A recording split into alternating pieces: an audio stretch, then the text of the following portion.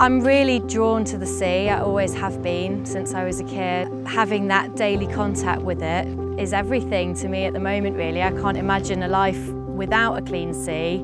There's nothing quite like it when you kind of get to connect and be somewhere really beautiful, like outside in nature. But sometimes you wade out into the water and there might be a plastic bag kind of floating by you, and it can be quite upsetting. Plastic pollution and waste is purely human-made. We are making the products, we're using it and we're disposing of it. And so it's down to our individual decisions and behaviours which actually contribute to it becoming waste. Change begins first with the individual. We have to sell ourselves. We have to be convinced that this is important and start making some actions. Every revolution, every change in society begins with the individual. A big thing when it comes to plastic, and especially single-use plastic waste, is that a lot of it is associated with our habitual behaviour. We don't necessarily know what we're doing when we're doing it. It's just part of routine, this is what we always do, and we don't really know how to change it. We live today in a world addicted to disposability.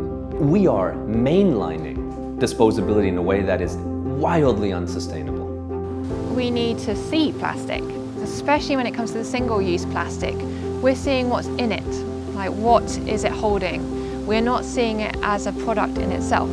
I think we need to rethink how we consume, supporting those products that are trying to make a stand on these issues, whether it's the ingredients they use, whether it's the type of packaging they use, and voting for more of those things with your hard-earned money.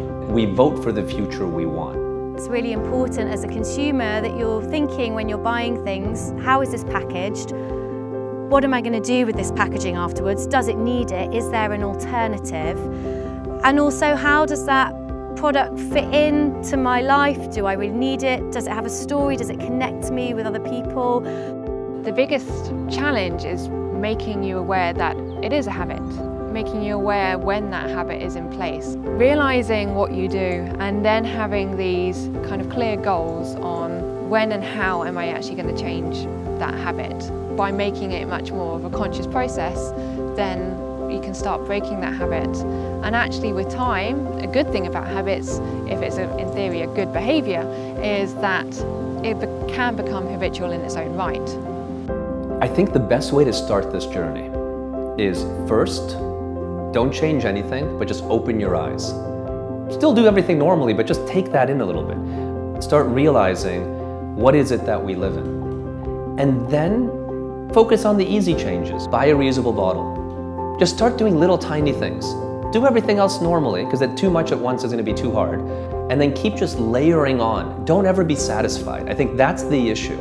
What we don't want to say is, oh, I'm going to go to my coffee shop with a reusable mug, now I'm okay. You have to accept the guilt.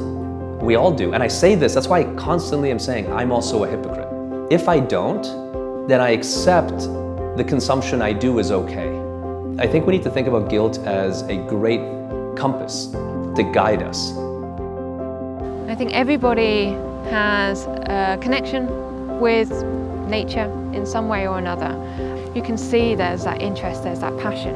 I guess utilising that, using it to actually go from passion to action.